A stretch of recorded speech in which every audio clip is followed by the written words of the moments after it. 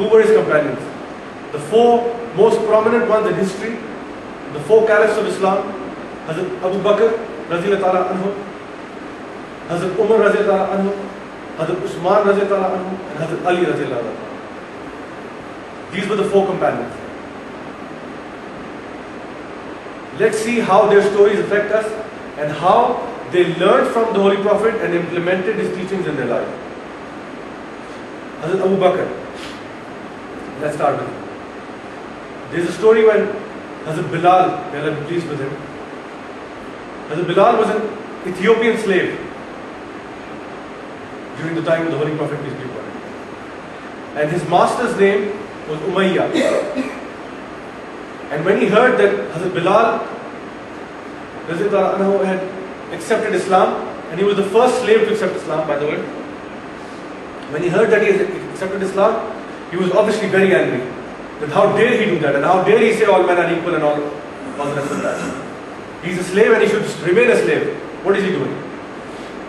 So he dragged him onto the hot sands, laid him down, asked his men to put him down on the sand, back on the sand, burning hot, then asked 4 men to carry this huge rock and put it on his chest, and then started again and again and again and said, confess that your God is a false God. Say it. And the only thing that Bilal said was, Ahad, Ahad. There is only one God. There is only one. And at this point in time, when he was going through this torture, Abu Bakr entered and he said, I would like to buy this slave. How much do you want for him? And Umayyah said, 10 dinar. I want 10 dinar for him. Abu Bakr, without blinking, took out the money, gave it to him. And as Umayyah was counting the coins, he started laughing. He said, I would have accepted 3. He's worth only 3. This filth, he's only worth 3. You gave me 10, I fooled you.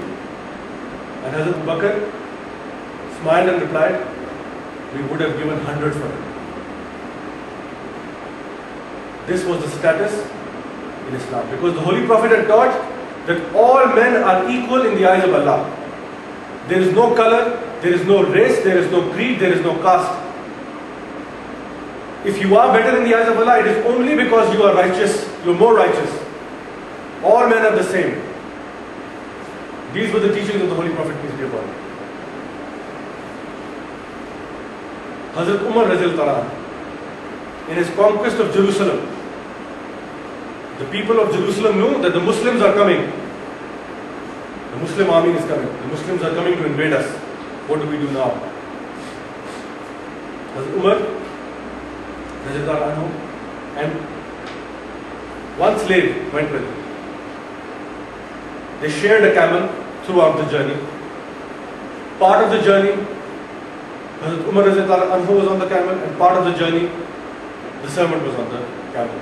And they kept on switching places every now and then.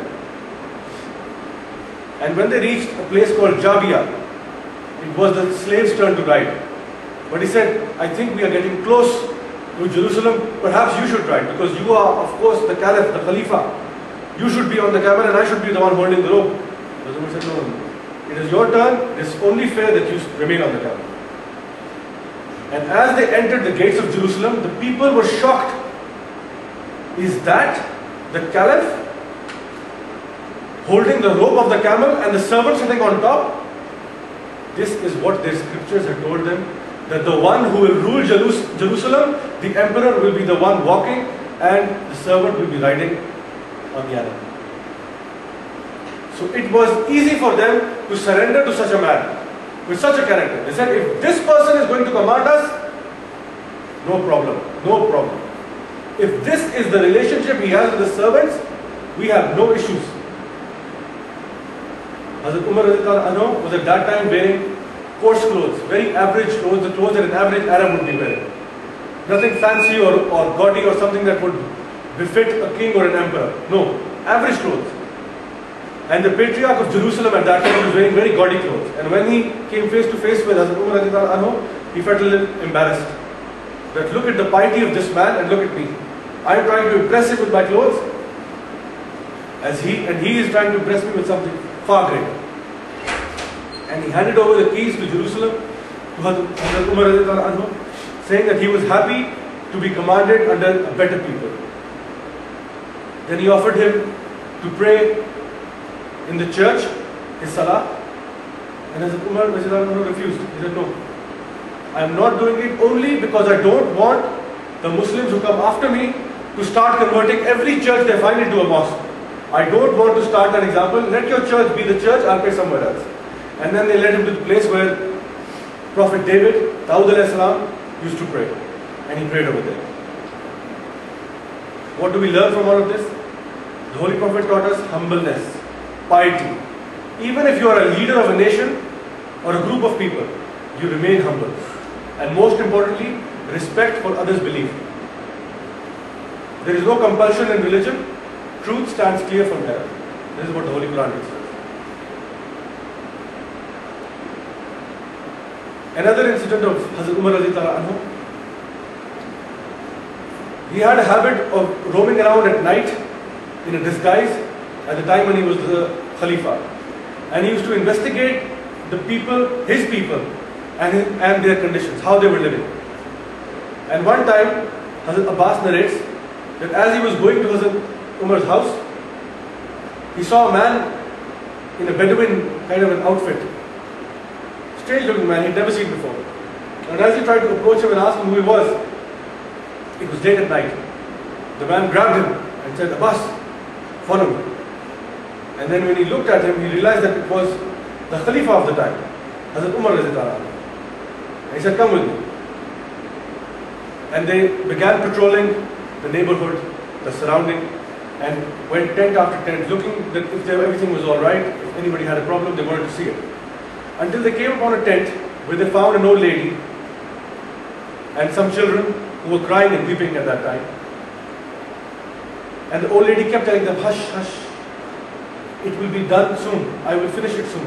And she was sitting by a pot where something was cooking. And they observed and observed and observed, and the kids kept on crying.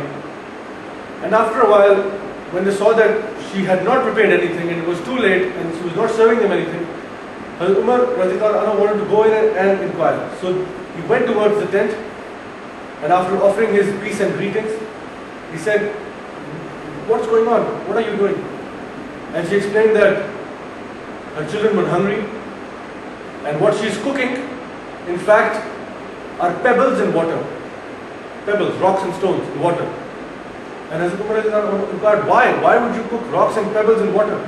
She said that because I am very poor. There is no one to take care of me. I don't have a husband, I don't have a father, I don't have a son. I don't have a brother to take care of me. I have nobody. All I have is these kids. I don't have any money, I don't have any food. And at night when these children cry, I put them to sleep by distracting them and saying them, I'm just finishing up, I'm just finishing up. And in that wait, they cry and they fall asleep. And that's how I do every night. Hazrat Umar was shocked that this was happening in his kingdom. He was shocked. And he said, have you spoken to the Khalifa about this? Have you gone to his treasury and demanded some food or water or anything like that? She said, no. He said, why not? She said, because if the Khalifa cares enough, he should know the state of his people. I could be one of those people who is ashamed to go to him and claim food and say that I am poor and I need food from you. I could be one of those. At that time, it seemed as if the earth had been taken out from underneath the feet of Hazrat Umar radiallahu anhu. He trembled with fear. He was so afraid of Allah subhanahu wa ta'ala that I have upset one person in my entire ummah, the people who are here in my khilafat. One person is upset with me. He was so shocked, so scared. Please, give me some time, I will be right back. And he rushed out with Hazrat Abbas, went to a storeroom where they had the food and the grain and everything, took out flour and something to eat from there, and brought it back quickly to her tent. Without saying anything, he replaced the firewood because the firewood that was already there had burnt out. He replaced the firewood, lit it up. While he was putting oil in the pot and stirring it, he was also blowing underneath to ignite the fire. Imagine, this is the Khalifa of the time, the ruler of the time, sitting in an old poor lady's house, trying to light up a fire in her kitchen. And he kept on doing it, kept on stirring. He cooked whatever he brought, prepared the meal, let them all eat it, woke up the kids, fed them too. Once they had all finished, that is when he left. This is a ruler in Islam. And where did he learn this all from? Hazrat Umar Radhiyallahu Anhu used to be the greatest enemy of Islam. And when he accepted it, he embraced it and became one of the best. He was taught by the Holy Prophet to have mercy for those, so that Allah Ta'ala can have mercy on you. Imagine, can we even imagine, let's not even think about doing, can we even imagine us doing something like this? Can we even imagine our rulers doing something like this?